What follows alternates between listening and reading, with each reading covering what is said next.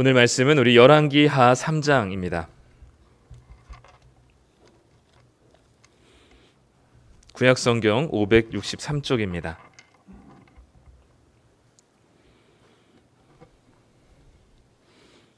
열왕기하 3장 9절부터 20절까지 말씀입니다. 네, 우리 다 찾으셨으면 한 절씩 교독하고요. 마지막 절은 우리 같이 읽도록 하겠습니다. 제가 먼저 9절부터 읽겠습니다. 이스라엘 왕과 유다 왕과 에돔 왕이 가더니 길을 둘러 간지 7일에 군사와 따라가는 가축을 먹일 물이 없는지라. 이스라엘 왕이 이르되 슬프다 여호와께서 이 세 왕을 불러 모아 모압의 손에 넘기려 하시는도다 하니 여호사밧이 이르되 우리가 여호와께 물을 만한 여호와의 선지자가 여기 없느냐 하는지라. 이스라엘 왕의 신하들 중에 한 사람이 대답하여 이르되 전에 엘리야의 손에 물을 붓던 사밧의 아들 엘리사가 여기 있나이다 하니 여호사밧이 이르되 여호와의 말씀이 그에게 있도다 하는지라. 이에 이스라엘 왕과 여호사밧과 에돔 왕이 그에게로 내려가니라. 엘리사가 이스라엘 왕에게 이르되 내가 당신과 무슨 상관이 있나이까? 당신의 부친의 선지자들과 당신의 모친의 선지자들에게로 가소서 하니 이스라엘 왕이 그에게 이르되 그렇지 아니하니이다. 여호와께서 이 세 왕을 불러 모아 모압의 손에 넘기려 하시나이다 하니라. 엘리사가 이르되 내가 섬기는 만군의 여호와께서 살아계심을 두고 맹세하노니 내가 만일 유다의 왕 여호사밧의 얼굴을 봄이 아니면 그 앞에서 당신을 향하지도 아니하고 보지도 아니하였으리이다. 이제 내게로 검은 고 탈 자를 불러 오소서 하니라. 검은 고 타는 자가 검은 고를 탈 때에 여호와의 손이 엘리사 위에 있더니 그가 이르되 여호와의 말씀이 이 골짜기의 개천을 많이 파라 하셨나이다. 여호와께서 이르시기를 너희가 바람도 보지 못하고 비도 보지 못하되 이 골짜기에 물이 가득하여 너희와 너희 가축과 짐승이 마시리라 하셨나이다. 이것은 여호와께서 보시기에 작은 일이라. 여호와께서 모압 사람도 당신의 손에 넘기시리니 당신들이 모든 견고한 성읍과 모든 아름다운 성읍을 치고 모든 좋은 나무를 베고 모든 샘을 메우고 돌로 모든 좋은 밭을 헐리이다 하더니 아침이 되어 소재 드릴 때에 물이 에돔 쪽에서부터 흘러와 그 땅에 가득하였더라. 아멘. 네, 우리 일부 예배 오신 성도님들을 환영을 축복합니다. 네, 이 아침 시간, 제일 선선한 시간이죠. 네, 하나님께 예배드리기 딱 좋은 시간인 것 같습니다. 추석 다음 주가 이제 추석 연휴가 시작되는데 혹시 계획들이 있으신가요? 네, 멀리 이동해야 하는 분들도 계실 것 같은데 또 이번에는 또 공교롭게도 월화수라서 아주 폭풍 휴식을 쉴 수 있는 그런 시간들이기도 한 것 같습니다. 네, 어디 있든지 또 주일 예배를 들으시고 또 어디에 있든지 또 말씀 묵상을 또 힘내서 하시길 부탁드립니다. 이 추석 연휴 같은 이런 긴 연휴가 말씀 묵상엔 아주 쥐약입니다. 그래서 이 기간에 또 한번 고꾸라지지 않으시도록 열심히 또 말씀을 묵상하셨으면 좋겠습니다. 오늘은 물이 없을지라도 당신은 하나님입니다 라는 제목으로 함께 말씀을 나누려고 합니다. 우리가 지금 이제 열왕기하를 계속 보고 있는데요. 이 열왕기하에 이제 어쨌든 역사적인 이야기들을 담고 있기 때문에 이 배경을 이해하지 않으면 조금 막 등장하는 인물들도 많고 여러 가지 좀 많이 복잡하기도 하고 이해가 잘 안 되는 것 같습니다. 우리가 지난주에 봤던 그 왕이 1장에서 봤던 왕이 아하시아였죠. 그 아하시아의 아버지가 아합이었습니다. 이 아합은 이스라엘 역사상 가장 희대의 악한 왕으로 평가받는 왕이었는데 이 아합이 죽은 후에 아하시아라는 이제 아들이 왕이 됐죠. 근데 우리가 지난주에 봤던 것처럼 아하시아 왕은 굉장히 무능하기만 한 게 아니라 굉장히 교만했습니다. 그 유퀴즈에 어느 날 배우 차승원 씨가 나왔는데 이런 얘기를 하더라고요. 그 배우로서 연예인으로서 성공하기 위해서는 이 네 가지가 필요하다. 그게 이제 경쟁력 있는 실력, 경쟁력 있는 가격, 경쟁력 있는 성품, 경쟁력 있는 외형이라고 하더라고요. 근데 이 중에서 이제 좀 연예인이 롱런하려면 두 가지 정도만 기본 이상으로 충족되면 될 것 같다라고 이야기를 해요. 근데 최악은 뭐냐면 경쟁력 없는 실력에 경쟁력 있는 가격이 될 때 이 배우가 너무 이 롱런할 수 없는 아주 최악의 조합이라고 이야기합니다. 그러니까 배우 캐스팅 비용은 높은데 연기 실력은 완전 꽝이라서 이런 경우가 이제 롱런하기 힘든 최악의 경우라고 얘기하는 거죠. 아하시아가 여기에 해당되는 것 같습니다. 아하시아는 능력도 없지만 이 왕으로서 정치적인 능력도 없지만 신앙도 없었고 그런데 왕으로서의 자리와 그리고 누리고 싶은 권한과 혜택들은 굉장히 많았던 거죠. 그래서 결국 자신이 누리려고 했었던 그 왕궁의 베란다에서 떨어져서 중병에 들었고 죽게 되었습니다.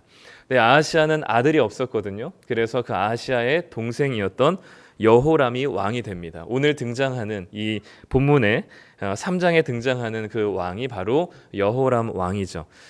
그래서 좀 배경을 가계도를 잠깐 보면 왼쪽에 주황색이 이스라엘이 북쪽과 남쪽으로 나뉘어진 이후에 북쪽에 있는 가계도고요. 파란색이 남쪽에 있는 남유다 왕의 가계도입니다. 이 아합이 죽은 이후에 아하시아가 이제 왕이 됐지만 죽어서 그 동생 여호람이 북이스라엘의 왕이 됐습니다. 여호람이 북이스라엘의 왕이 됐을 때 남쪽의 유다는 누가 다스리고 있었냐면 여호사밧이라는 왕이 다스리고 있었죠. 그래서 오늘 우리가 읽은 본문에는 이 여호람 왕과 여호사밧 왕과 그리고 에돔 왕이 연합군을 이루어서 이제 모압이라는 나라와 전쟁을 하는 장면이 오늘 우리가 읽은 장면입니다. 당시 지도를 보면 이렇게 되어 있습니다. 이스라엘이 통일 이스라엘이었다가 솔로몬의 죽은 이후에 두 개로 쪼개지게 되었죠. 북이스라엘과 남유다로 쪼개지게 되었습니다. 지금 현재 북이스라엘은 여호람이 다스리고 있고 남유다는 이 여호사밧이 다스리고 있습니다. 그리고 밑에 에돔과 오른쪽에 암몬 그리고 오늘 싸움의 대상인 전쟁의 대상인 모압이 이 사해 바다를 끼고 남유다의 맞은편에 이렇게 있게 되죠. 이런 상황 속에서 하나님께서 늘 열왕기서에는 왕에 대한 평가를 하나님께서 하시거든요. 오늘 여호람 왕이 이제 북이스라엘의 왕이 되었습니다라고 얘기하면서 성경에서는 여호람 왕을 이렇게 평가합니다. 우리 2절과 3절 말씀인데요. 우리 같이 한번 읽어보겠습니다. 그가 여호와 보시기에 악을 행하였으나 그의 부모와 같이 하지는 아니하였으니 이는 그가 그의 아버지가 만든 바알의 주상을 없이 하였음이라.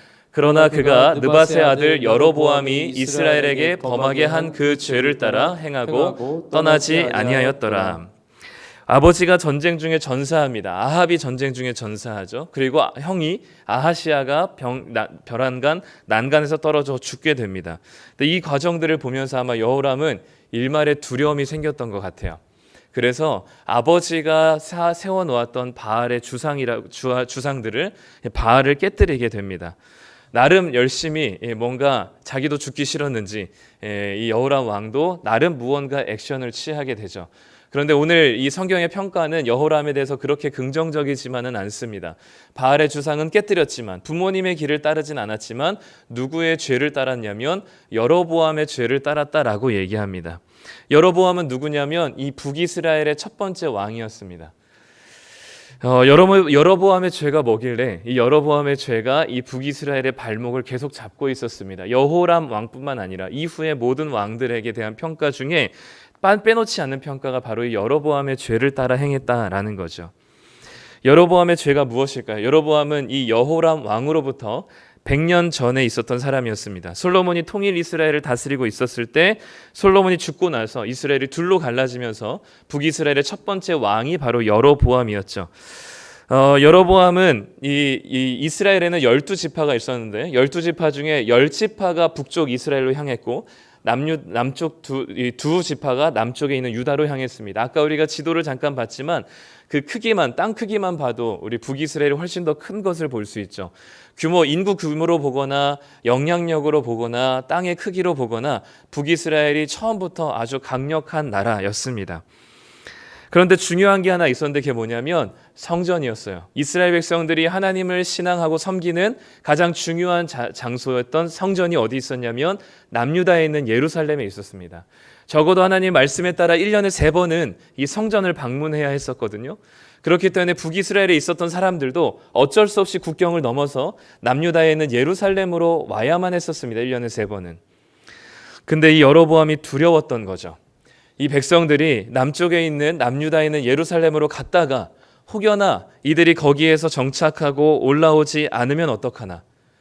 백성들이 자신을 배반하고 이 남유다에서 정착해서 북이스라엘이라는 나라가 멸망하면 어떡할까라는 걱정과 두려움 속에 여로보암이 시작한 게 뭐냐면 이 북이스라엘에 있는 북쪽 끝과 남쪽 끝에 있는 베델과 단이라는 도시에 금송아지를 만들고 거기에 가서 하나님을 향한 제사를 드리도록 백성들에게 종용하게 됩니다. 결국 북이스라엘 백성들은 남유다에 있는 예루살렘 성전으로 가지 않고도 베델과 단에 있는 금송아지를 향해서 하나님께 제사를 드리는 것처럼 우상 숭배를 하게 했던 거죠. 결국 중요한 건 뭐냐면 금송아지라는 우상 숭배로 결론은 나왔지만 여로보암의 죄는 무엇이었냐면 자신의 기반이 흔들릴 것에 대한 두려움이었습니다. 여로보암의 죄는 그 두려움이었죠. 그 두려움이 발현되자 그것이 우상 숭배라는 결론으로 나아가게 된 것이고, 결국 그것은 이 나라가 하나님의 것이 아니라 자기 나라이고 이 백성이 하나님의 백성이 아니라 자기 백성이라고 생각했기 때문에 이 백성들이 떠날 것에 대한 두려움이 여로보암의 마음을 격동시켰고, 그것이 바로 여로보암으로 하여금 우상 숭배를 하게 만들었던 거죠. 결국 그 두려움이 금송아지라는 우상을 만들게 되었습니다. 그런데 오늘 여호람이 여로보암의 죄를 따랐다라고 이야기합니다. 여호람도 여로보암과 같이 어떤 두려움이 있었던 것이죠. 무슨 일을 했길래, 어떤 두려움이 있었길래 여호람이 이 여로보암의 죄를 따라갔다라고 얘기할까요? 오늘 말씀 읽지는 않았지만 4절과 5절에는 이렇게 되어 있습니다. 모압 왕이 이 이스라엘에게 바치는 조공이 양 10만 마리의 털과 그리고 새끼 양 10만 마리의 털과 순양 10만 마리의 털, 총 20만 마리의 양털을 이스라엘에게 조공으로 바쳤다라고 얘기합니다. 그런데 아합 왕이 죽은 이후에 모압 왕이 이스라엘을 배반하고 독립을 선언하고 조공을 더 이상 바치지 않게 되었다라고 얘기합니다. 당시 북이스라엘은요, 어떤 나라보다도 부강한 나라였습니다. 정말 탁월한 이 아합이라는 왕이 하나님 보시기엔 정말 나쁜 신앙이 없는 불신앙적인 왕이지만 이 일반적인 백성들의 보기에는 너무나 좋은 왕이었어요. 군사력을 엄청나게 강하게 키웠고, 그리고 다양한 외교력을 통해서 이 무역을 하면서 나라를 굉장히 부강하게 만들었습니다. 그래서 이 탁월한 외교력과 경제력을 이끌어낸, 그래서 주변 여러 나라들을 속국으로 삼아서 조공을 받고 있었던 굉장히 강력한 강대국 중에 하나가 바로 북이스라엘이라는 나라였죠. 그런데 이 모압이 지금 아합이 죽은 이후에 국력이 쇠하였다라고 생각하고 그 왕들의 면면을 보면서 이제는 우리가 더 이상 이 북이스라엘에게 조공을 바치지 않아도 되겠다라고 생각하고 조공을 끊어버린 겁니다. 모압이 먼저 끊어버린 거죠. 당시 속국이 모압만 있었던 게 아니었습니다. 근데 모압이 만약에 이 조공을 끊어버리면 어떤 효과가 일어날까요? 어떤 연쇄 반응이 일어날까요? 다른 나라들도 그 조공을 바치던 것을 끊게 되겠죠.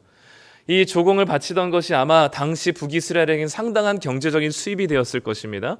이제 다른 나라들이 하나둘 이제 조공을 끊게 되고 독립을 선언하게 되고, 그리고 경제적인 수입이 줄어들면서 이 국력이 점점 손실을 겪게 됐을 때 무엇이 가장 크게 흔들릴까요? 여호람의 왕권이 흔들리게 되겠죠. 신하들이 먼저는 가만히 있지 않을 것이고 백성들이 가만히 있지 않을 것입니다. 결국 지금 여호람이 마음속에 일어난 두려움은 무엇이었냐면 이 모압의 독립으로 인해서 다른 나라들도 독립을 선언할까 봐 두려웠고, 그로 인해서 경제적인 손실이 일어날까 봐 두려웠고, 최종적으로는 그것으로 인해서 자신의 왕권이 흔들리게 될까 봐 두려워했었습니다. 그 수많은 두려움들 때문에 여호람이 무엇을 시작하냐면 모압과의 전쟁을 시작하는 거죠. 경제적인 손실도 막고, 그리고 이 북이스라엘이 아직 건재하다는 것을 보여줌으로써 자신의 왕권을 완전히 강화시키기 위해서 이 전쟁을 시작하게 됩니다. 여로보암이 두려움으로 시작해서 우상숭배라는 결과를 낳았던 것처럼 이 여호람이라는 왕도 두려움으로 시작하여서 전쟁이라는 결과를 낳게 됩니다. 결국 여호람이 여로보암의 길을 따라갔다라는 이 성경의 평가가 아주 적절한 것이죠. 여호람은 전국을 돌아다니면서 군대를 모읍니다. 부자는 망해도 3대는 간다고 얘기했던 것처럼 아직 이스라엘의 군대가 참 막강했던 것 같아요. 그런데 여호람은 이 모압과의 전쟁을 통해서 다른 나라들에게도 본보기를 보여주려고 했습니다. 아직은 건재하다는 것을 과시하기 위해서 남유다와 에돔에게 함께 전쟁을 가자고 이야기하죠. 6절 7절에 보면 유다의 왕 여호사밧에게 사신을 보내서 이렇게 얘기합니다. 모압 왕이 나를 배반하였으니 당신이 나와 함께 가서 모압을 치시겠느냐라고 물어봅니다. 뉘앙스가 어떤가요? 이 북이스라엘이 남유다에게 굉장히 조심스럽게 그리고 예의를 갖춰서 제안하는 것 같죠. 근데 당신이 이 상황은 그렇지 않아요. 이 실질적으로 남유다는 속국은 아니었지만 북이스라엘의 거의 속국과 같은 역할이었습니다. 경제력이 정말 북이스라엘에 비해서 형편없었고요. 군사력은 말도 못했습니다. 그러니까 북이스라엘과 싸우면 필패하는 이 관계가 바로 이 남유다였기 때문에 남유다의 입장으로서는 여호람 왕이 저랑 같이 모압을 치시겠습니까? 라고 물어봤지만 그 괄호 안에는 너 나랑 같이 안 가면 죽여버릴 거야 라는 것이 담겨 있는 거죠. 그래서 여호사밧 왕은 하나님을 신실하게 섬기는 왕이었음에도 불구하고 북이스라엘이 하자고 하는 대로 따라갈 수밖에 없는 울며 겨자 먹기로 승낙할 수밖에 없는 관계였던 거죠. 그래서 어쩔 수 없이 그 제안에 따라서 같이 전쟁을 치러 갑니다. 그리고 당시 속국이었던 에돔 왕도 함께 가게 되죠. 그런데 이 전쟁에서 여호사밧은 어쨌든 그들의 군사력이 약했기 때문에 최소한의 피해를 얻어야 돼요. 너무 많은 타격을 받으면 안 됩니다. 그렇기 때문에 여호람 왕에게 제안을 하죠. 그 제안이 무엇이었냐면 우리 다른 길로 가서 모압의 뒤를 치자는 거였습니다.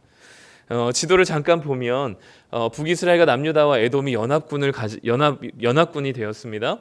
이제 모압이라는 나라를 정벌하러 가는데 그 나라를 가는 가장 빠르고 넓은 길이 어디였냐면 이 고속도로가 있었어요. 왕의 대로라고 불리는 고속도로가 있었습니다. 이쪽으로 가면 모압을 향한 가장 빠른 길이고 그리고 가장 넓은 길이었습니다. 군대가 이동해야 됐기 때문에 사실 이동에 가장 편리한 길을 따라가는 것이 맞으나 아마 저 모압이 왕의 대로라는 길 앞에서 아마 단단하게 수비를 하고 있을 것이니 여호사밧이 제안한 길은 이 사해를 둘러서 에돔 쪽으로 해서 모압의 뒤를 치자는 거였죠.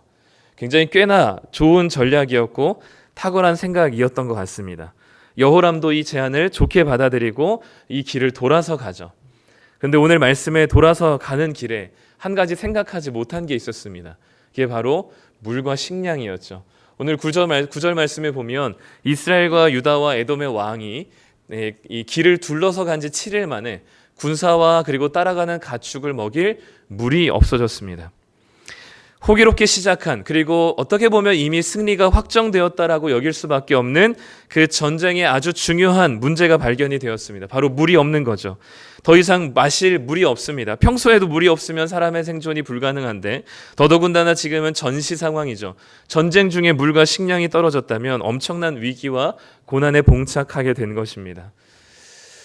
위기와 문제는 사실 정말 쉽지 않은 것 같습니다. 우리의 삶에도 종종 그리고 자주 이런 위기와 문제들이 등장합니다. 안 일어났으면 사실 너무 좋겠는데 그런데 그 위기는 사실 우리에게는 아주 분명한 한 가지를 우리의 마음 깊숙한 것을 드러내는 효과를 발휘하게 됩니다. 뭐냐면 그동안 내 마음의 근본을 끌고 가고 있었던 것이 무엇인지를 드러내게 하는 효과가 있죠. 평소에는 괜찮게 신앙생활하고 있다라고 여기고 그리고 그 자신이 평소에 잘 신앙생활하고 있다라고 스스로도 속았던 자신의 믿음의 민낯을 위기 가운데 보게 되는 것이 바로 위기의 효과입니다. 그동안 내가 열심히 신앙생활했다고 했던 이유, 하나님을 섬긴다고 했었던 그 모든 행위와 태도의 그 동기가 무엇인지를 이 위기 속에서 우리는 분명하게 끄집어낼 수 있는 것이죠. 내가 하나님을 위해서 한다고 했던 그 모든 행동들이, 모든 태도들이, 모든 말과 사역들이 과연 어떤 동기로부터 시작되었는지를 이 위기 가운데 분명하게 드러내게 합니다. 하나님을 섬긴다고 했던 그 모든 것들이 과연 정말 하나님을 위해서였는지 아니면 나의 어떠한 욕심과 다른 동기가 숨어 있는지를 분명하게 끄집어내는 것이 바로 이 위기와 고난의 순간이죠. 그래서 어쩌면 이 고난 자체 때문에 힘든 것보다는 고난을 통해 나의 그동안 마음 깊숙이 자리 잡고 있었던 내 진짜 모습을 마주해야 한다는 것이 훨씬 더 힘든 것일지도 모르겠습니다. 자신의 지금까지의 신앙이, 자신의 믿음이 부정당하는 것 같은 속절없이 위기 속에서 무너져 내리는 자신의 모습을 마주하는 것이 더 힘든 것이기 때문이죠. 그래서 고난과 위기가 우리에게는 더 힘들어 보일 수 있을 것 같습니다. 그런데 사실 그게 우리에게 은혜인 거죠. 위기가 아니라면 그 단단한 자신이 하나님을 위해서 했다고 생각했었던 그 믿음 생활과 신앙 생활의 그 단단한 껍데기 안에서 자신을 잘 감춰서 어쩌면 나조차도 속은 채 마치 리플리 증후군에 걸린 사람처럼 스스로도 신앙생활을 잘하고 있다고 생각할 만큼 평생을 그렇게 살 수밖에 없는 상황 속에서 하나님은 우리의 마음에 진짜 동기를 끄집어내 주시는 이 위기는 어쩌면 하나님의 은혜라고 여길 수 있는 거죠.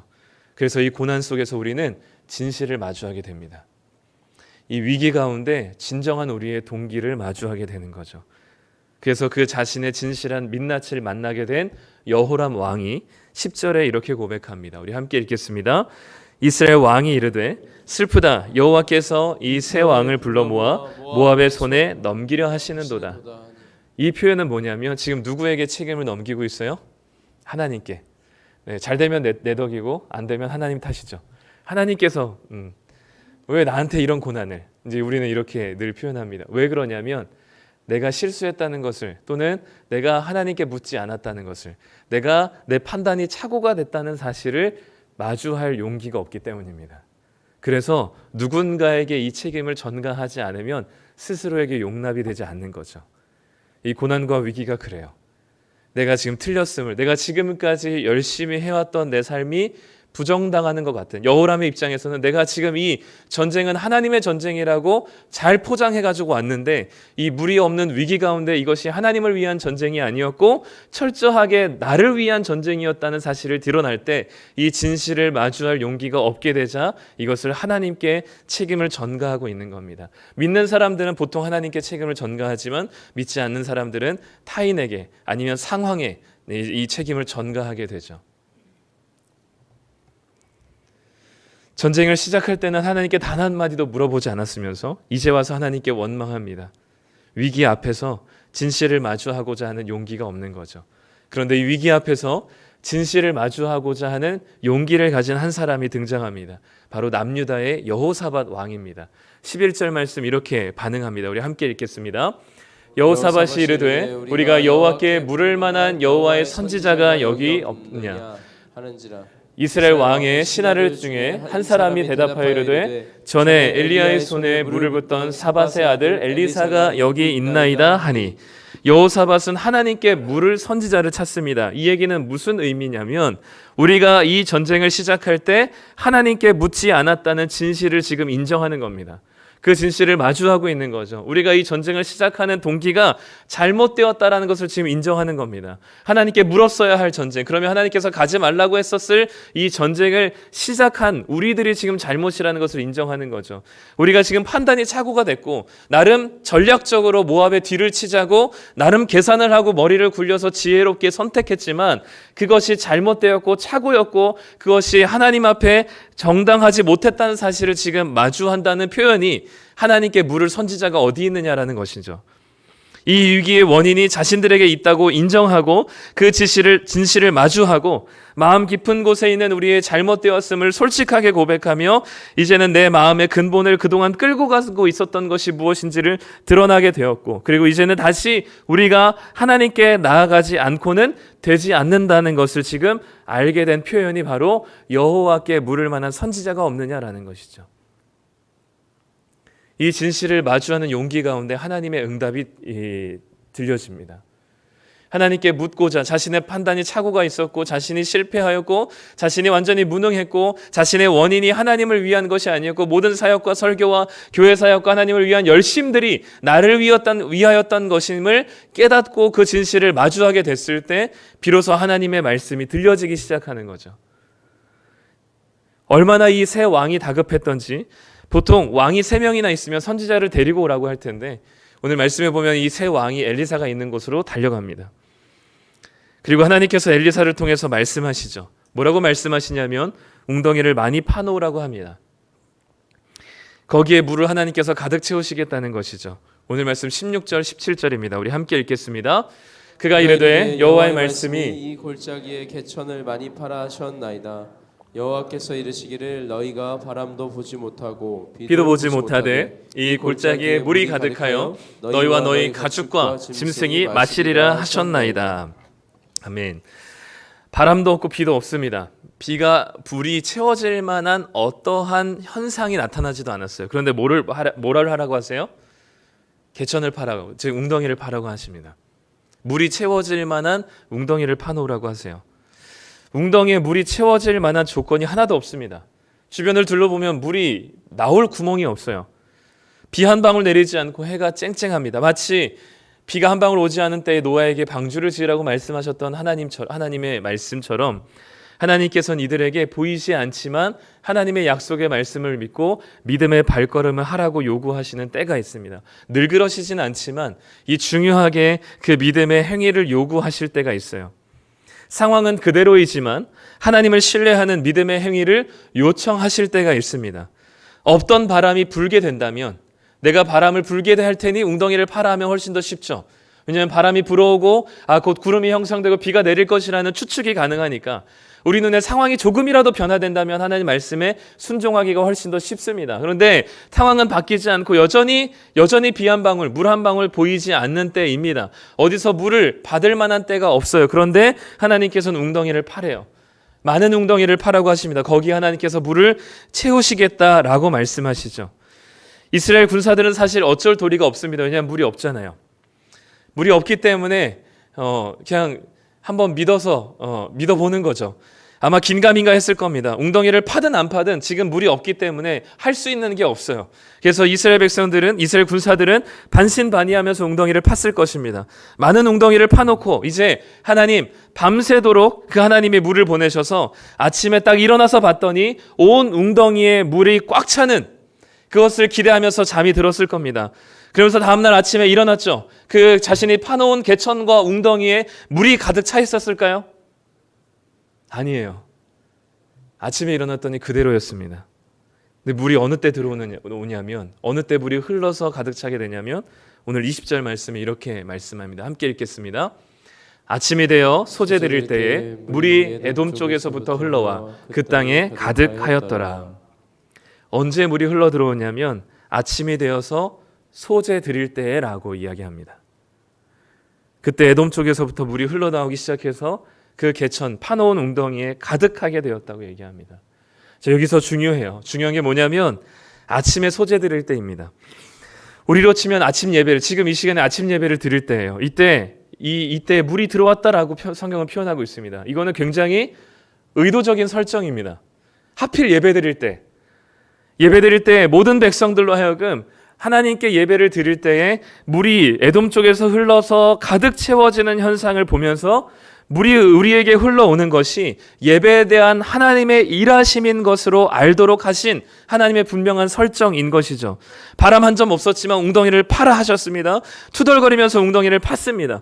투덜거리면서 웅덩이를 팠지만 다음날 아침이 되어서 하나님 웅덩이마다 가득 차게 될 물을 기대하면서 이스라엘 군대들은 잤을 거예요. 아주 상쾌한 마음으로 일어났을 것입니다. 두근대는 마음으로 기대하는 마음으로 일어났을 거예요. 그런데 가득 차게 될 물을 기대하게 되었을 겁니다. 그런데 이스라엘 온 군사들이 웅덩이 쪽을 아침에 일어나서 봤더니 물 한 방울 없었습니다. 바람 하나 불지 않았어요. 어떠시겠습니까? 이 상태에서 예배를 드리시겠습니까? 예배를 드릴 마음이 생기시나요?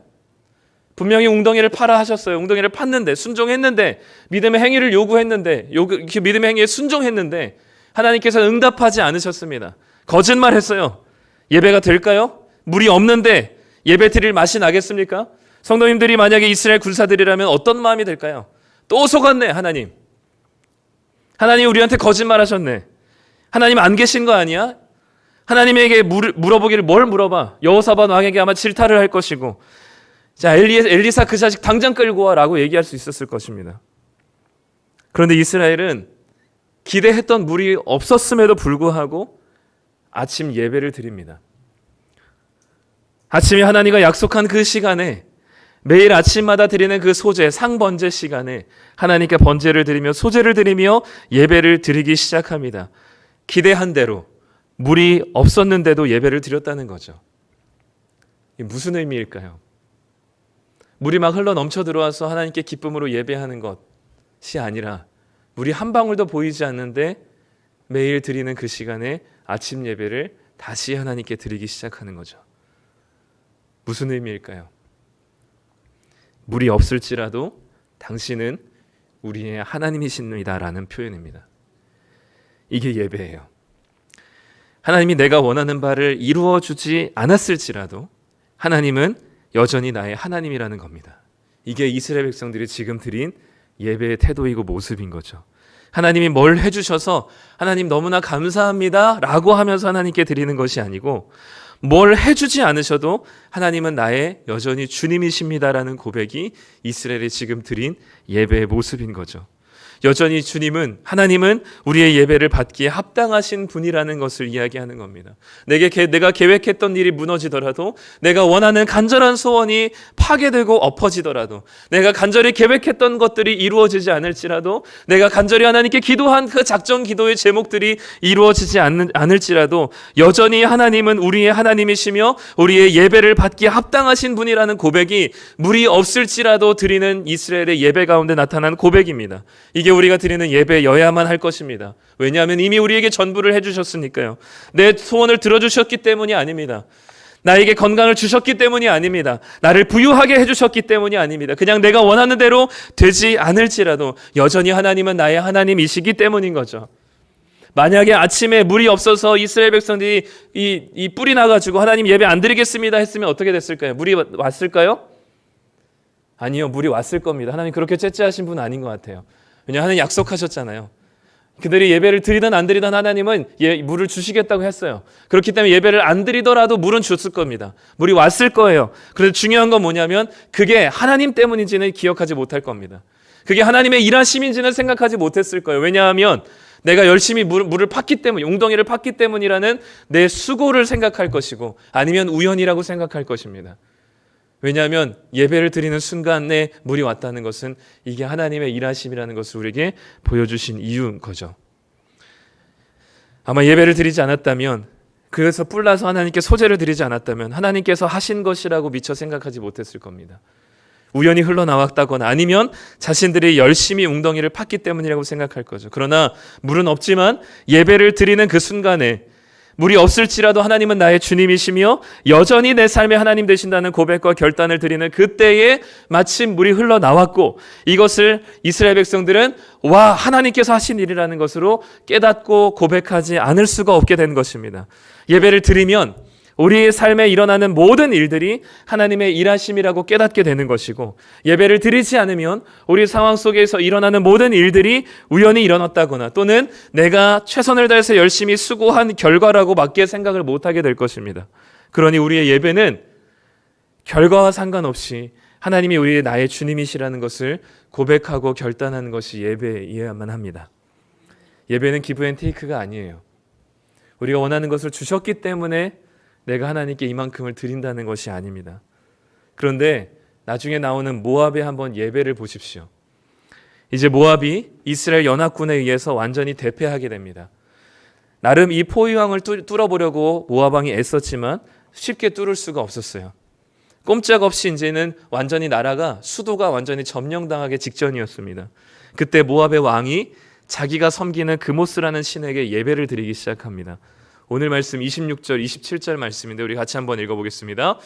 모압 왕이 전세가 극렬하여 당하기 어려움을 보고 칼찬 군사 700명을 거느리고 돌파하여 지나서 에돔 왕에게로 가고자 하되 가지 못하고, 이에 자기 왕위를 이어 왕이 될 마다들을 데려와 성 위에서 번제를 드린지라.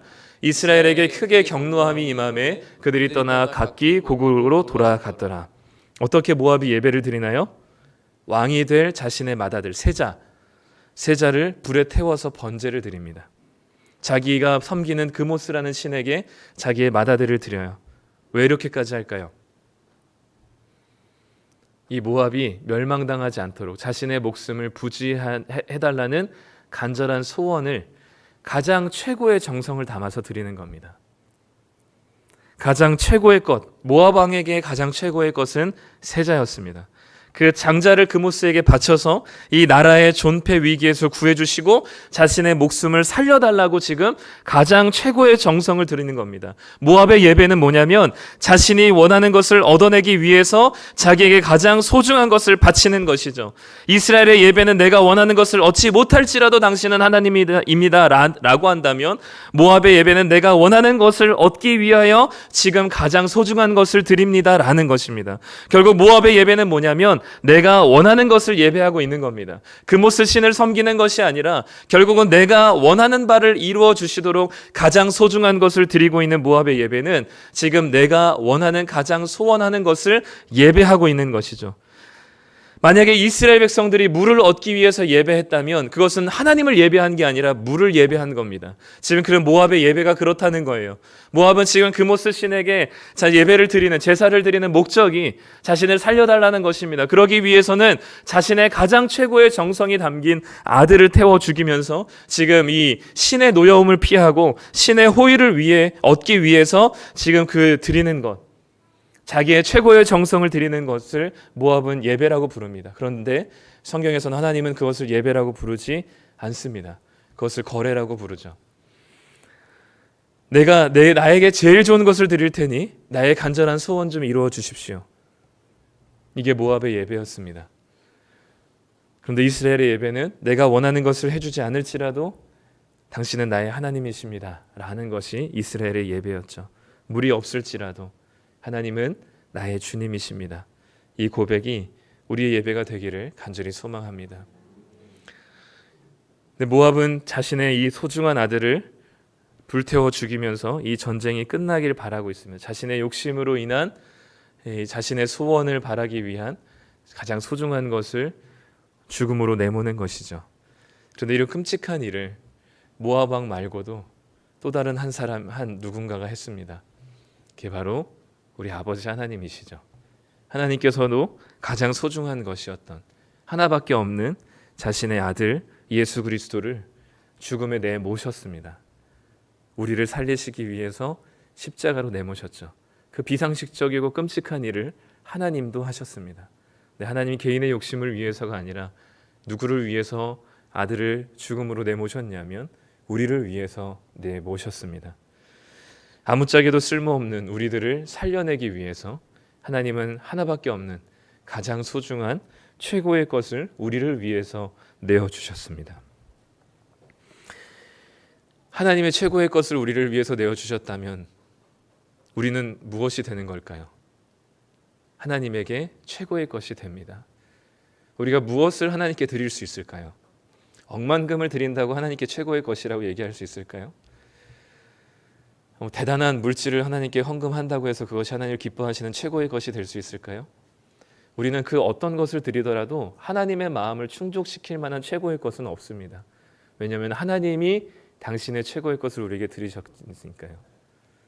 그러니 결국 최고의 것은 뭐냐면 우리를 당신의 최고의 것으로 여겨주신다는 겁니다. 그럼 우리가 무엇을 드려야 될까요? 내 자신을 드려야 되겠죠.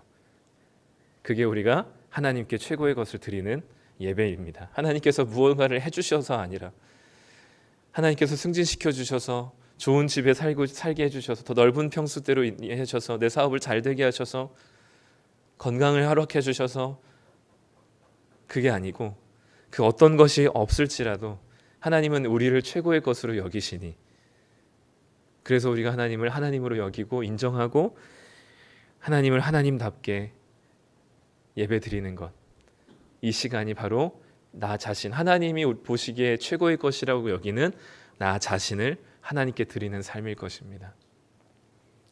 일주일에 한 번 와서 예배드리는 시간 참 귀하죠. 소중합니다. 그런데 우리가 이 자리에 와서도 1시간 앉아 있으면서도 이렇게 나의 자신을 하나님께 드리는 최고의 것이라고 여기는 나 자신을 하나님께 드리는 예배를, 진정한 예배를 드리는 사람 많지 않을 수 있습니다. 자리에 오는 것이 예배가 아니고요. 어떤 자리에 있든지 무엇을 해주지 않으시더라도 하나님은 나의 하나님이다라는 고백과 결단이 있기를 간절히 소망합니다. 이 자리에서 그것이 회복되기를 원하고 우리의 일상에서 하나님은 내 소원, 기도 제목 들어주지 않는다 할지라도 여전히 하나님은 나의 주님 되십니다라는 이 예배가 이 시간이길 원하고 우리의 평생의 삶이 되시기를 간절히 축복합니다.